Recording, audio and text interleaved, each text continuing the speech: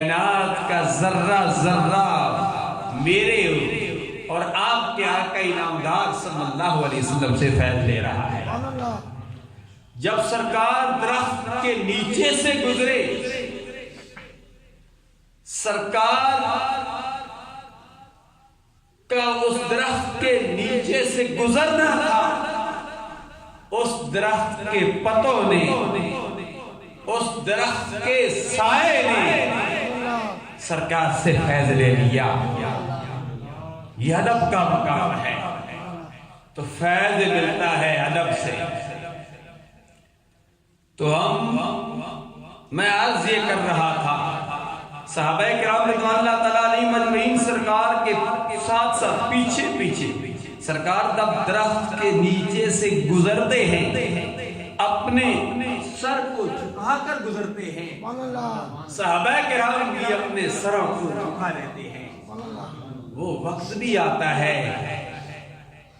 اس درخت کی شاخیں کاٹ دی جاتی ہیں، اب وہاں جھکنے کا سوال ہی پیدا نہیں ہوتا۔ ایک صحابی وہاں سے گزرتا ہے، شاخیں بھی اس کی نیچے جھکی ہوئی نہیں ہیں تاکہ وہ سر کے ساتھ لگے، جسم کے ساتھ لگے۔ اس صحابی مصطفیٰ اس درخت کے نیچے سے گزرتا ہے، اپنے سر کو جھکا لیتا ہے، جھکا کر گزرتا ہے۔ صحابہ کرام عرض کرتے ہیں، اے سرکار کے دیوانے، ابھی تو یہ درخت کی شاخیں بھی نہیں ہیں جو تیرے سر کے ساتھ لگے، تیرے کندھوں کے ساتھ لگے، پھر تو جھک کر کیا گزر رہا ہے؟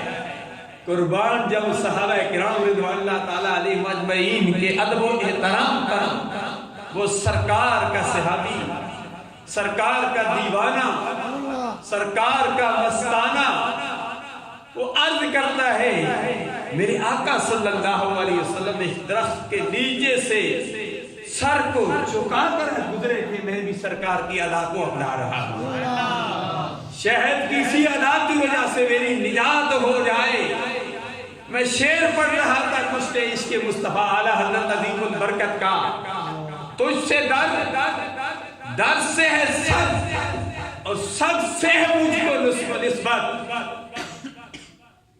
میری گردن میں بھی ہے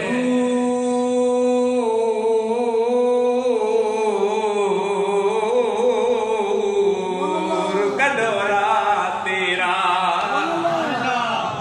یہ نصیر ملت بھی نصیر الدین نصیر علیہ رحمت لمبا کر کے پڑھا کرتے تھے، اس لیے میں نے بھی لمبا کر کے پڑھ دیا، شاید کہ اللہ تبارک و تعالیٰ کو میری یہ ادا پسند آ جائے کہ اللہ کے ولی نے ایسے پڑھا تھا، حقانی بھی ایسے پڑھ رہا ہے، شاید کہ اسی ادب کی وجہ سے میری نجات ہو جائے۔